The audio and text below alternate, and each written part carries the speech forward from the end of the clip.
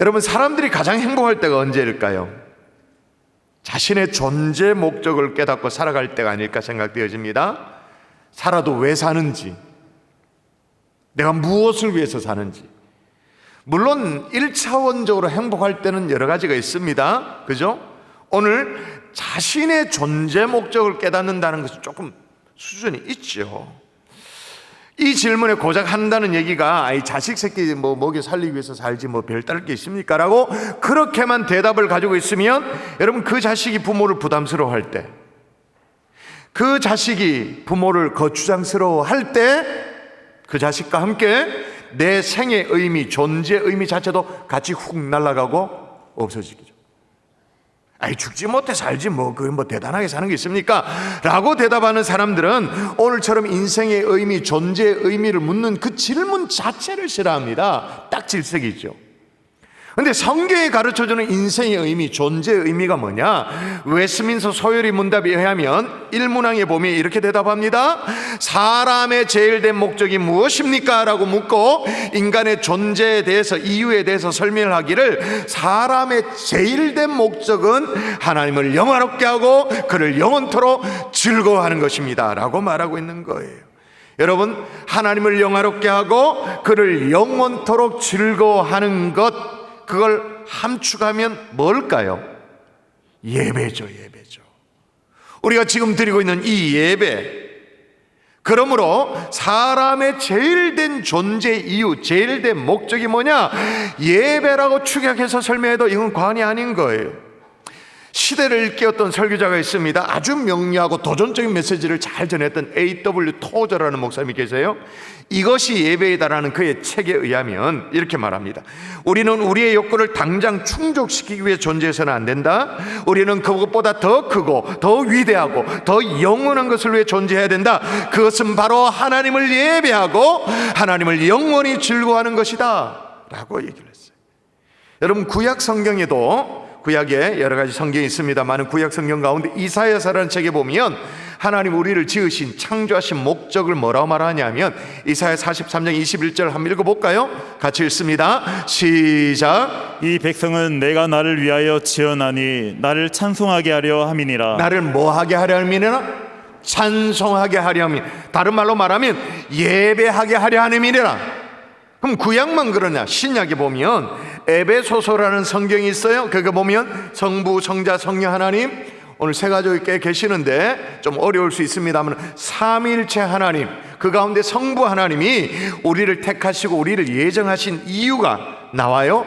뭐 때문에 그렇게 했다고 말하는가? 또 읽어볼까요? 자, 시작. 이는 그가 사랑하시는 자 안에서 우리에게 거저 주시는 바 그의 은혜의 영광을 찬송하게 하려는 것이다. 찬송하게 하려 함이니라. 또 성자 예수님, 예수 그리스도께서 보혈로 우리의 죄를 씻어 주시는데, 죄를 사하여 주시는데, 사해 주시는 이유도 뭐라고? 이는 우리가 그리스도 안에서 전부터 바라던 그의 영광의 찬송이 되게 하려 하심이라. 자, 성부 하나님, 성자 예수님, 성령 하나님이 우리를 인쳐 주십니다. 너는 내 아들이야, 너는 내 딸이야, 딱 도장 찍어 주십니다. 그때도 뭐라고? 이는, 시작. 이는 우리 기업의 보증이 되사 그 얻으신 것을 속량하시고 그의 영광을 찬송하게 하려 하심이라. 아멘. 한결같이 뭐라고요?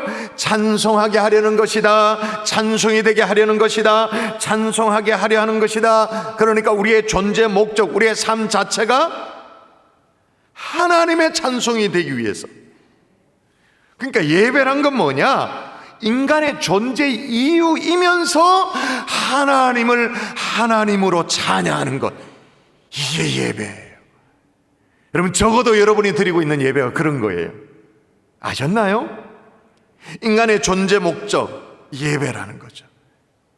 그동안 이런 예배를 좀 소홀히 하셨다면, 여러분이 아무리 잘 살아도, 열심히 살아도, 최선을 다해 살아도 인간의 본래 존재 목적과는 거리가 먼 삶을 살았기 때문에 열심히 살아도 인생이 그렇게 허했던 거예요.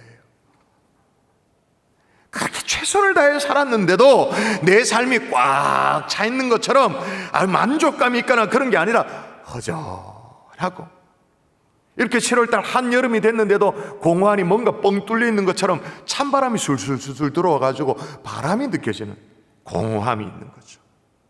오늘 본문에 보니까 이렇게 예배하는 자들을 주님이 어떻게 하신다고 말하느냐? 또 읽어볼까요? 자, 읽습니다. 오늘 본문입니다. 요한복음 4장 23절 시작. 아버지께 참되게 예배하는 자들은 영과 진리로 예배할 때가 오나니 곧 이때라.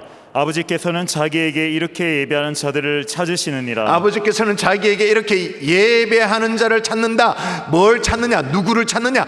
예배하는 자를 찾아낸다. 제 예배, 저게도 예배 쏙 뽑아내듯이, 콩나물 쏙 뽑아내듯이 뽑아서 딱 찾아내신다. 그럼 왜 예배자를 찾으실까요? 하나님은 예배를 기뻐하시니까 예배자를 찾아내시겠죠. 당연하죠. 근데 그 속에 우리를 향한 하나님의 뜻이 있어. 예배자를 찾아내시는, 예배자네, 딱 찾아내시는 그 이유 뭐냐? 구약에 보면 역대하 16장 9절에 보면 하나님의 속내가 약간 이렇게 드러나 있어요. 한번 읽어볼까요? 시작. 여호와의 눈은 온 땅을 두루 감찰하사 전심으로 자기에게 향하는 자들을 위하여 능력을 베푸시나니. 온 땅을 두루 감찰하사 이게 뭐예요? 찾아내사, 뽑아내사 어떻게 해요? 자기에게 향하는 자들을 위하여 능력을 베푸신다. 전심으로 자기를 향하는 자들의 능력을 베푸신다. 왜 찾아내시는? 능력 베푸시려고. 다른 말로 축복하시려고. 예배를 아시나요 이제? 하나님은 우리가 드리는 예배를 통해 능력을 부어주시는 줄 믿습니다. 다시 말해서 축복을 부어주시는 줄 믿습니다. 예배를 통해 하나님께서 역사하시는 거죠. 그러니까 예배는 인간의 존재 이유이면서 하나님을 가장 효과적으로 높여드리고 찬양하는 것, 그리고 위로부터 능력을 덧입는 채널, 이게 예배인 거예요. 최근에 처음 예배당을 출입하는 새 가족들이 꽤 계시잖아요. 여러분 생각해 보십시오. 여러분이 예전과 달라진 것이 뭐예요? 그러니까 교회 나오기 전과 지금에 달라진 것이 뭐예요? 뭐가 달라졌어요? 달라진 건 하나지. 주일에, 일요일에 예배가 시작되어졌다는 거예요. 그거 말고 뭐 달라진 게 있나요? 여러분의 생애 가운데 예배가 시작되어졌다는 거예요. 이게 가장 큰 차이점이에요. 근데 우리가 드리는 이 예배가 뭐 어떤 건지를 제대로 알아야 될 거 아니겠어요? 이걸 제대로 깨닫고 이왕 드리는 예배라면 하나님이 받으시는 예배, 정말 하나님이 찾으시는 예배자 다 되어지는 하나님의 종들 될 수 있기를 주의 이름으로 축원합니다. 아멘. 자, 예배를 통해 하나님이 어떻게 하시는가 따라하십시다. 자기 자신을 직면하게 하신다. 이 무슨 소리냐 하면, 여러분 세상에서 가장 먼 거리가 있대요. 세상에서 가장 먼 거리, 지구 한쪽 끝에서 다른 쪽 한쪽 끝, 이런 물리적인 거리가 아니라 가장 먼 거리가 여기에서부터 여기까지 거리래요. 머리에부터 가슴까지 내려오는 거리. 머리로 이해된 것이 가슴으로 내려오는데 이게 그렇게 오래 시간이 걸린대요. 가장 먼 거리, 이 뭐 30cm 될까요? 근데 실제로는 진짜 멀대요. 또 세상에서 가장 만나기 어려운 사람이 있대요. 가장 만나기 어려운 사람이 누구? 다 만나도, 뭐 다 만날 수 있어도 가장 만나기 어려운 사람이 누구냐? 바로 나 자신. 왜냐하면 사람들은 자기 자신과 직면하는 걸 그렇게 싫어하기 때문에, 심한 경우에는 아주 소름 끼쳐 하기 때문에 자기 자신을 못 만나는 거예요. 소크라테스가 그렇게 말했잖아요. 너 자신을 알라, 너 자신을 알라, 그렇게 늘 말했는데, 이 소크라테스의 친구가 있었어요. 알시비아데스라는 친구가 있었는데, 이 친구가 소크라테스와 친구고 동시대 철학자였으니까 아주 유능한 그런 철학자였죠. 근데 도덕적으로는 방탕한 삶을 살았어요, 이 소크라테스의 친구가. 그래서 이제 소크라테스를 만날 때마다 뭐라고 하면, 소크라테스 자네는 내가 정말로 증오하네, 그렇게 말. 친구가 증오한다고 말하니까 충격적이잖아요. 왜냐하면 자네는 내 진면목을 보게 하기 때문에 나는 자네 정말 증오하네. 무슨 얘기입니까? 늘 자기 자신을 알라, 너 자신을 알라, 그렇게 말하니까 사실은 내 자신을 들여다보기 싫은데 친구 때문에 자꾸 들여다보게 되니까 싫다, 그 얘기인 거예요. 알코올 중독자를 치료하는 방법 중에 하나가 하루에 한 번씩 그 이상 많은 사람들 앞에, 중독자들 앞에, 같이 병실에 있는 사람들 앞에서 나는 알코올 중독자입니다 라고 소리치도록 하는 것이 알코올 중독을 치료하는 방법 중에 하나래요. 왜냐? 병을 고치려면 자기가 환자임을 인정해야 되잖아요. 근데 대개는 인정을 안 한대요. 나는 알코올 중독자입니다, 이것 자체를 못 한대요. 잘 그부터 시키는 거예요. 나는 알코올 중독자입니다. 여러분, 이처럼 사람들은 자기 자신과 직면하는 것을 무척이나 진짜 싫어해요. 뭐 다른 사람이 얘기할 것도 없이 저도 가장 힘들 때가 있어요. 가장 힘들 때 이걸 아이고 몸둘 바를 모르게 이걸 어떻게 해야 되나 싶을 때가 있어요. 그건 뭐냐면, 예를 들면 운전하고 가다가 라디오를 틀었는데 라디오에서 내 목소리가 나오면 이걸 어떻게 라디오 설교 있잖아요. 어떻게 해야 될지 모르겠는 거예요. 이제 뭐 인터넷을 검색하고 유튜브 채널을 하다가 경산중앙교 채널 이렇게 얻어 걸려가지고 제 설교가 나오잖아. 아이고 뭐 TV를 켰는데 TV에도 제 설교가 나오잖아. TV를 켰는데 설교가 나오면 아이고 내용도 내용이지만 내용은 둘째 치고라도 사투리 저거 어쩔 거야 저거. 야 사투리 민망해가지고 얼마나 말은 또 버벅거리는지 그 표정 왜 저 모양이야 이런 거 막 보면 막 어쩔 줄 아이고 내가 막 감당이 안 돼요. 제가 지금 무슨 얘기 하죠? 그만큼 사람들은요 자기 자신과 직면하는 것을 어려워해요. 오늘 본문에 나오는 이 사마리아 여인도 주님을 만나기 전까지는 의식적으로 자기 자신을 직면하는 것을 회피하며 살았어요. 그냥 자기 자신이 뭐 어떤 삶인지 직면하기 싫어요. 왜냐하면 이 사마리아 여인은 자기가 생각해도 아주 끔찍해요. 진짜 끔찍했어요. 당시에 또 사마리아는 유대인들에 의해서 개돼지 취급을 당했고 거기다가 삶이 막 공허하니까 그 공허한 마음을 메껴보려고 막 이 남자 저 남자 막 살았던 년이에요. 근데 예수님과의 대화 속에 네 남편을 불러오라 주님이 그렇게 말하니까 나는 남편이 없다고 그렇게 말했어요. 그러니까 예수님으로부터 정확하게 자기 자신이 드러나죠. 뭐라고 말합니까? 예수님 뭐라고 말해요? 자신을 직면하도록 얘기합니다. 자, 예수께서 이르시되 시작. 예수께서 이르시되 내가 남편이 없다는 말이 옳도다. 너에게 남편 5이 있었고 지금 있는 자도 내 남편이 아니니 내 말이 참되도다. 예, 남편 불러오라 그러니까 나 남편 없다라고 말하니까 예수님이 맞다, 네 말 맞네. 네 남편이 5 있었고 지금 있는 남편도 네 남편이 아니니까 네 남편 없는 건 맞네. 정확하게. 여러분, 이런 종류의 인생을 사는 사람들의 최선책은 뭐죠? 사람들을 피하는 거예요. 안 만나는 거예요. 부딪히지 않으면 돼요. 그래서 이제 우물을 기르긴 해야 되는데 무슨 집에 뭐 수도가 있습니까? 없어요. 그러니까 우물을 길러야 먹고 마시고 뭐 그런 게 아니겠습니까? 우물을 길르긴 길러야 되는데 아무도 안 나오는 시간에 그냥 태양이 장렬하게 내쬐려가지고 아무도 우물가에 안 나오는 그 정오 떼약볕 아래에 물을 길러 갔어요. 뭐 괜히 사람들 모여있을 때 우물 길러러 갔다가 사람들이 구설수에 오르고 막 사람들이 뭐 따가운 눈총을 보내고 수근거리는 건 막 딱질색이니까 차라리 그냥 한낮에 내가 물을 길러러 가는 게 훨씬 낫겠다, 고생스럽지만 그렇게 생각하고 했던 여인이, 근데 우물가에 갔는데 누구를 만났어요? 아무도 없을 줄 알았는데 예수님 만난 거죠.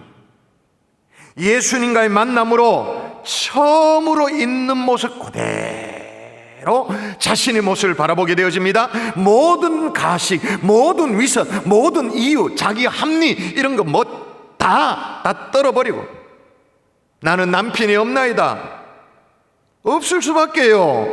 이 남자 저 남자 그냥 갈아치웠으니까 진짜 남편이 없지. 어쩌면 본인에게 가장 치욕스러운 최고의 약점, 최고의 치부를 그대로 드러낸. 여러분, 이처럼 우리 자신을 가장 정직하게 만드는 것이 바로 예배의 순간이죠.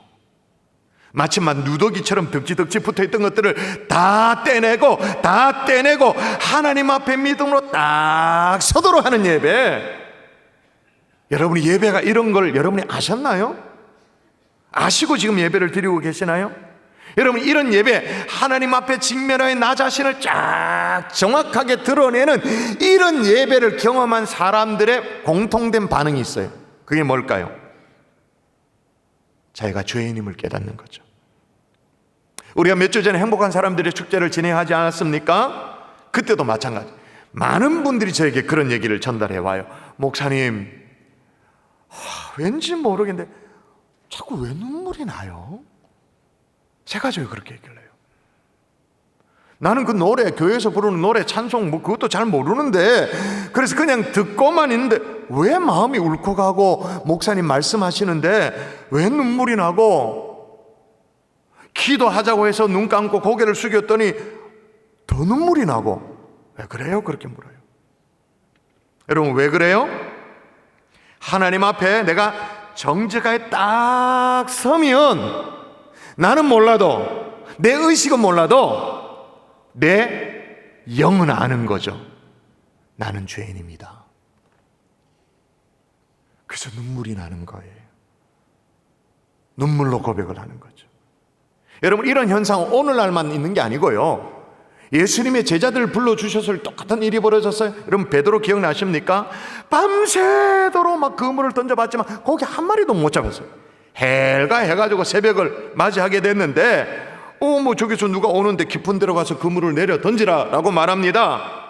그 주님의 말씀을 듣고 그대로 깊은 데 가서 그물을 던졌더니 막 그물이 찢어질 정도로 막 고기가 막 잡히는, 그 찰나에 깨닫는, 주님이시구나, 메시아구나 깨닫는 거. 그래서 잡혀있는 막 그물을 찢어도록 하는 고기, 물고기, 이건 아랑곳 하지 않고 바로 주님 앞에 무릎 꿇어서 뭐라고 고백합니까? 주여, 나를 떠나소서, 나는 죄인이로소이다. 자기 자신을 알아보는 거죠. 죄인이라는 고백이 툭 터져 나오게 되어지는 거예요. 여러분, 예배는 그렇게 만나기 어려웠던 나를 직면에 바라보도록 도와주는 것, 그게 바로 예배인 줄 믿습니다. 자, 그러면 예배를 통해서 하나님 앞에 나를 딱 세워보니까 나의 죄인됨이 드러나고, 그렇게 하면 여러분, 우리가 그때 어떻습니까? 우리 마음이 어때요? 과거에 여러분이 어땠나요? 고통스럽죠. 죄가 지적당하니까 씁쓸하죠. 부끄러움이 드러나니까 아무도 모를 거라고 몇 겹 겹쳐가지고 요 안에 순간 왔는데 막 이게 막 하나님 앞에 주님 앞에 툭 터져 나오니까 막 감당을 못하겠고, 옆에 보는 사람 뭔가 싶어가지고 막 얼굴이 화끈화끈거리고, 자식 보기도 그렇고 막 이런 일들이 벌어져요. 부끄러움이 드러났으니까. 근데 그것만이냐? 동시에 나타나는 현상이 있죠. 치부가 드러났는데 기뻐, 좋아, 쏙이 후련해, 시원한 거예요. 이게 뭔 말인지 여러분 동의가 되십니까? 동의가 돼? 뭔 말인지 좀 알면 고개를 끄덕끄덕 해보세요. 그리고 어떤 일이 벌어져요? 얼굴이 싹 펴져. 분명히 아까 그 세 가지 얘기한 것처럼, 목사님 목사님 말씀 뭔지는 잘 모르겠는데 왜 그렇게 눈물이 나요? 눈에 이슬이 맺혀요. 근데 얼굴은 싹 다림질이 돼가지고 얼굴이 싹 펴져. 콜라겐 100방 맞은 것 같아. 탱탱해. 얼굴에 기쁨이 있어. 이 신비해. 희한한 신비예요. 이게 예배라니까요. 오늘 사마리아 여인 보세요. 부끄러워 세상 사람들 앞에 말 한마디 못하고 숨어 지냈던 여인 아닙니까? 근데 이 여인이 오히려 막 어깨를 펴고 당당하게 얘기합니다. 뭐라고 외칩니까? 같이 읽어볼까요? 시작. 내가 행한 모든 일을 내게 말한 사람을 와서 보라. 이는 그리스도가 아니냐. 자, 여기서 말한 내가 행한 모든 일을 내게 말한, 내가 행한 모든 일이 뭐예요? 내가 행한 모든 일, 첩질, 창녀짓, 그거 아닙니까? 내가 행한 모든 일을 말한 사람 와서 보라. 그걸 그냥 다 드러내. 그냥 다 드러. 그가 그리스도가 아니냐.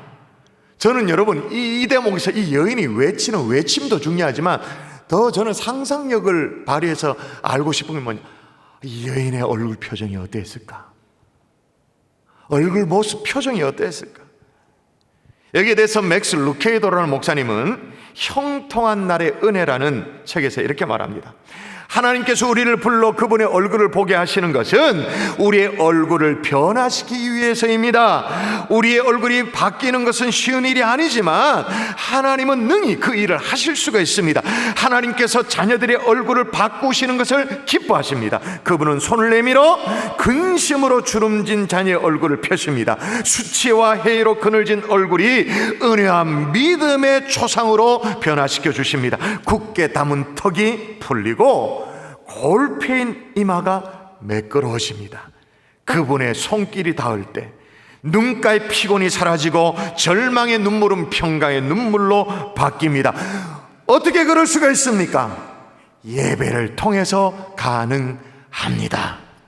아멘이십니까? 아멘. 좀 더 복잡하거나 좀 더 감당이 힘든 무엇이 필요할 거라고 기대했습니까? 그렇지 않습니다. 하나님의 계획은 훨씬 다시요. 하나님의 계획은 훨씬 간단합니다. 그분은 예배를 통해 우리의 얼굴을 바꾸십니다. 할렐루야. 아멘. 그 말을 뒤집으면 뭐냐? 신앙생활이 복잡한 게 하나도 없단 말이에요.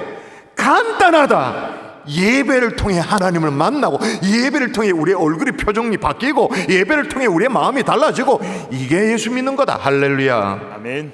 예배를 통해 나 자신을 정직하게 발견하고 주여 나는 죄인입니다. 눈물로 나아갈 때 주께서 우리의 얼굴에 기쁨으로 다림질을 해버리는, 얼굴이 확 펴지는. 근데 은혜의 눈물이 또 흘러 얼굴은 웃고 있어. 이해할 수 없는 이 영적 신비 다 경험하는 하나님의 종들 될 수 있기를 주 예수 이름으로 축원합니다. 아멘. 또 하나, 예배를 통해 하나님은 어떻게 하시는가 따라 하십시다. 인생의 새 출발을 하게 하신다. 에릭 프롬이 그런 얘기를 했어요. 에릭 프롬 아시죠? 대부분의 사람들은 태어나기 전에 죽는다. 무슨 소리예요? 다시요. 대부분의 사람들은 태어나기 전에 죽는다. 대부분의 사람들은 자기 자신이 누구인지 발견하기도 전에, 다시 말하면 태어나기도 전에 죽는다. 세상을 떠난다. 그러니 공허한 거예요. 뭘 모르고 계속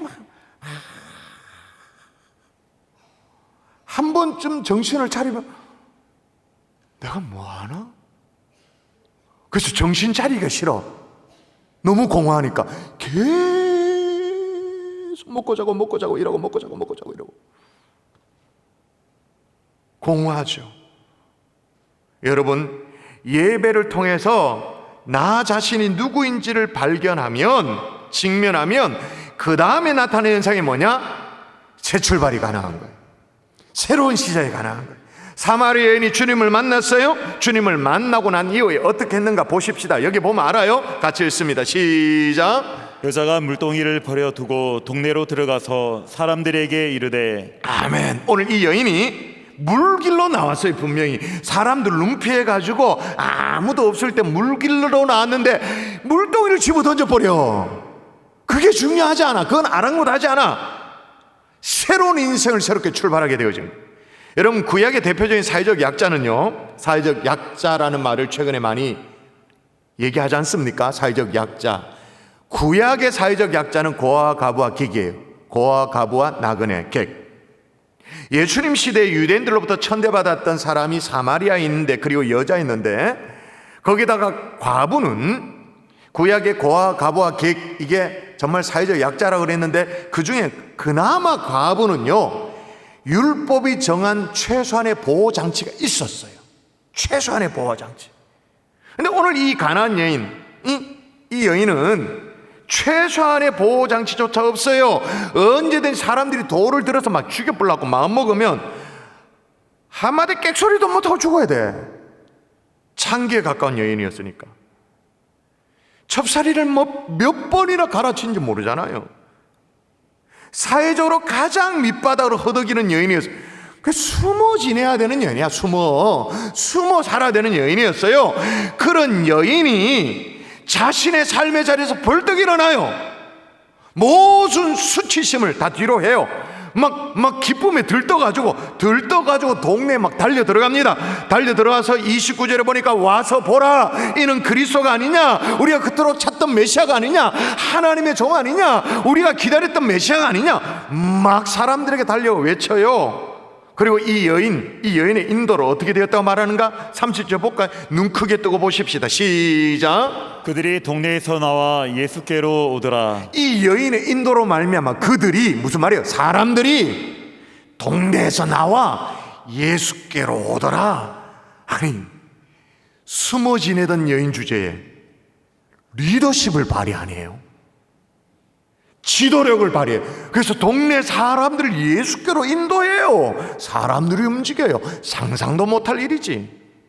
인생이 달라지게 된 줄 믿습니다. 아멘. 그러므로 여러분, 아무리 실패한 영혼이라 할지라도, 아무리 거듭 실패한 영혼이라 할지라도 예배석에서 주님을 만나면 언제든지 우리는 새로운 출발이 가능한 줄 믿습니다. 아멘. 다시 시작할 수 있는 줄 믿습니다. 아멘. 그러므로 여러분, 십자가 앞에 바로 정직하게 딱 여러분이 서기만 하면 우리는 예배당에 들어올 때와 나갈 때가 달라지죠. 다른 사람이 될 수 있는 거예요. 그러면 이런 예배 어떻게 드리셔야 되는가? 여러분, 오늘 말씀은 정말 신앙의 기본적인 어떤 것들을 교육하는 그런 말씀이라고 말할 수 있는데, 매주일 예배를 우리가 어떻게 드려야 되는가? 따라하십시다. 철저히 준비하라. 철저히 준비하라. 예, 모든 일이 그렇듯이 예배가 철저하게 준비돼야 돼요. 철저한 준비가 필요한데 꼭 버려야 될 게 뭐냐? 그냥 나와 앉으면 예배가 될 거라고 착각하는 거예요. 그런 일은 없습니다. 시간을 때우고 있는 중이죠. 여러분, 지금 이 시간에도 막 말씀이 깨달아지고 막 가슴이 두근거리 그런 사람이 있는가 하면 맹맹한 사람이 있을 거예요. 빨리 그만 끝내라고. 아이고 참네. 시계 보고 이렇게 막. 차이가 뭘까요? 준비. 그냥 예배당에 나와 앉아있다고 꽂아놨다고 그게 예배 아니에요. 그냥 시간을 때우고 있는 중. 철저하게 준비인데 어떻게 준비해야 되냐? 몸을 준비하는 거예요. 여러분, 주일 예배는요 토요일 저녁부터 시작된다고 해도 과언이 아니에요. 반드시 토요일 저녁에 일찍 주무셔야 됩니다. 내일 일요일 쉰다고 해가지고 긴장감이 풀려가지고 막 자정 넘어가고 2시 3시 넘어간다, 그럼 피곤이 몰려오니까 예배가 되겠어요? 인간의 몸을 갖고 있는데. 그런 분들은 꼭 이제 장로님의 대표 기도 시간은 찬스다, 잠을 보충할 수 있는 쪽잠을 잘 시간이다. 장로님이 길게 기도해주면 너무너무 은혜로운 기도예요. 기도가 컴팩트하고 짧으면 짜증이 남아. 일어나야 되니까. 특히 설교 서론이 아직 덜 끝났는데 너 좋은다, 그럼 제 책임 아니에요. 여러분 책임. 지금 이제 설교가 마무리 단계인데 지금 졸고 있으면 제 책임이에요. 재운 게 제 책임이니까. 설교 서론 지금 하고 있는데 졸고 있다, 문제가 심각하다. 따라 하십시다. 토요일은 예비일이다. 준비하셔야 된다, 그 말인 거예요. 몸을 준비하셔야 돼요. 또 하나 뭘 준비하냐? 마음을 준비하셔야 돼요. 기대하는 마음으로, 사모하는 마음으로. 오늘 어떤 은혜를 주실까? 찬송 어느 부분에, 기도 어느 대목에, 어떤 말씀에 내게 은혜를 주실까? 어떤 깨달음을 주실까? 기대하는 마음을 가지셔야 돼요. 마음을 준비해야 되죠. 근데 여러분, 일반적으로 마음의 준비를 했는지 안 했는지는 잘 몰라요. 근데 마음의 준비가 외부로 표가 나죠. 어떻게 해요? 그 사람의 옷차림으로. 마음의 준비가 된 사람은 벌써 옷차림이 다릅니다. 적어도 마치 결혼식에, 친척 결혼식에 장려할 정도로 정갈하게 비싼 옷을 입어라 그 말이 아니에요. 준비된 모습으로 딱 있죠. 어디에 슬리퍼 찍찍 끌듯이 그냥 동네 슈퍼 가듯이 그래 안 나와 있죠. 마음의 준비가 됐다면 그렇단 말이에요. 또 하나, 몸을 준비하고 마음을 준비하고 예물을 준비하셔야 되죠. 물질은 우리의 마음이에요. 준비된 예물을 드리셔야 됩니다. 우리 교회는 모든 헌금이 각각의 헌금 봉투가 다 있지 않습니까? 여러분, 장의자 앞에 보면 다 11조부터 감사, 주일 헌금, 주정 헌금까지 다 봉투가 있어요. 즉흥적인 헌금이 아니라 무슨 뭐 용돈 주는 듯한 헌금이 아니라 준비되지 않는 헌금이 아니라 준비된 예물을 하나님 앞에 딱 들고는 무슨 뭐 반려견 간식 먹이는 것처럼 옛다 하나님 앞에 그런 헌금 아니죠. 여러분, 우리가 믿는 하나님이 어떤 하나님인가? 여러분, 말라기 버전 읽어볼까요? 같이 읽어볼까요? 시작. 만군의 여호와가 이르노라 너희가 눈먼 희생 제물을 바치는 것이 어찌 악하지 아니하며 저는 것 병든 것을 드리는 것이 어찌 악하지 아니하냐. 이제 그것을 너희 총독에게 드려보라. 그가 너를 기뻐하겠느냐? 했으면 너를 받아주겠느냐? 여러분, 우리 하나님은 지금도 살아계신 하나님이신 줄 믿습니다. 인격적인 하나님이신 줄 믿습니다. 아멘. 인격적이라는 말은 기분 나빠하신다 그 말이에요. 서운해도 하신다 그 말이에요. 여러분이 준비하는 예배를 드려야 돼요. 두 번째, 따라하십시다. 적극적으로 참여하라. 절대 예배 보러 오시면 안 돼요. 아직까지 예배 보러 간다, 예배 본다 이런 얘기를 하는 사람이 있어요. 틀린 얘기를 자꾸 하시면 안 돼요. 고치셔야 돼요. 예배 드리는 거예요. 하나님 앞에 드리는 거예요. 예배 보거나 구경하려고 그렇게 오시면 안 돼요. 왜냐? 예배는 만남이니까. 제가 예배 시작할 때도 말씀드렸지만 미천한 피조물이 창조자 하나님을 만나 뵈없는 자리 예배, 그리고 지체를 만나고 공동체를 만나고 믿음의 백성들을 만나는 게 그게 예배니까. 오늘날에 이상한 예배 형태의 그 예배의 천태만상을요 7인 7색 예배 시간이라고 말하면서 좀 비꼬아서 얘기를 해요. 혹시 여러분이 여기 속하는 거 아닌가 한번 생각해 보세요. 점검해 보세요. 첫 번째가 예배 시간이 멀거니 강대상만 쳐다보는 멀대파, 쳐다는 봐 근데 딴 생각을 해요. 멀대파. 또 두 번째는 뭐냐? 졸면서 끄떡끄떡 콤마를 찍어. 콤마 아멘파, 고개로 아멘. 세 번째가 예배 시간 내내 자기 일에 열심히 나홀로파가 있어 열심히 카톡 체크하고 막 이메일 체크하고 검색하고. 네 번째는 뭐냐? 찬송 부를 때 입만 뻥끗하는 붕어들이 있어. 붕어파 립싱크하죠. 수없이 찬송을 했는데 찬송 부르라고 하면 찬송을 못 불러. 왜? 한 번도 자기 목청으로 이 소리를 내본 적이 없으니까 음정을 내본 적이 못 불러요. 붕어파. 다섯 번째, 누가 왔나? 대면 예배 왔나? 이제 좀 정신 차리고 예배당에 왔나? 안 왔나? 막 계속 와 살펴. 경비파.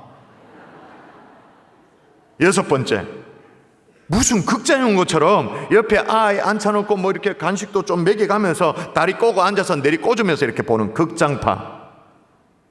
일곱 번째, 아무 이유 없이 온라인에 머물러요. 온라인파. 이 모든 것들은 예배를 구경하는 거죠. 예배는 만남이라고 말했습니다. 하나님과의 만남, 지체의 만남, 공동체의 만남이라고 말했습니다. 적극적으로 참여하는 하나님의 종들 될 수 있기를 주 예수의 이름으로 축원합니다. 아멘. 마지막 따라하십시다. 깨달은 대로 실천하라. 여러분, 예배의 최종 목적지는 예배당 안이 아닙니다. 그렇게 착각하시면 안 돼요. 오늘 본문에 나오는 이 사마리아 여인 어디로 갔어요? 동네로 들어가서 동네가 뭐예요? 자기 삶의 현장. 예배의 최종 목적지가 예배당 안이 아니단 말이에요. 이 자리가 아니다 이 말이에요. 여러분, 미국에는요 금요일 오후가 되어지면 어디서나 뭐 예수 믿는 사람이다 안 믿는 사람이든 간에 주로 하는 얘기가 Thank God it's Friday 그렇게 말해요. 하나님 감사합니다. 지금 금요일입니다. 그러니까 그 전쟁터와 같은 한 주간을 마무리하고 이제 주말이 시작되어지니까 자유다 뭐 이런 걸 얘기하면 Thank God it's Friday 그렇게 말해요. 우리나라도 이제 주 5일자 거의 뭐 고정되어졌으니까 그런 인사가 이해가 되어지죠. 워낙 이게 보편적이어서 이 인사말을 통해서 Thank God it's Friday를 따서 패밀리 레스토랑이 생겼죠. TGIF라고 이런 모양 TGI 프라이데이. 세계 체인점입니다. 어떤 의미에서 우리 경산중앙교회도 TGIF가 있어요. TGIF Thank God it's Friday가 아니고 Thanks God it's Friday Worship Service, 금요 성령 집회.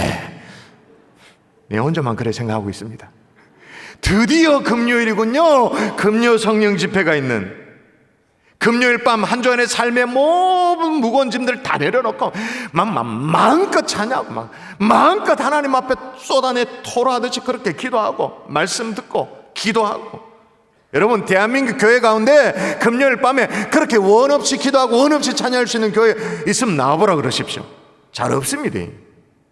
하여튼 간에 그렇게 주말을 마치고 나면 월요일에, 주일을 보내고 월요일에 하나님 감사합니다, 드디어 월요일입니다, 그렇게 고백하는 사람 봤어요?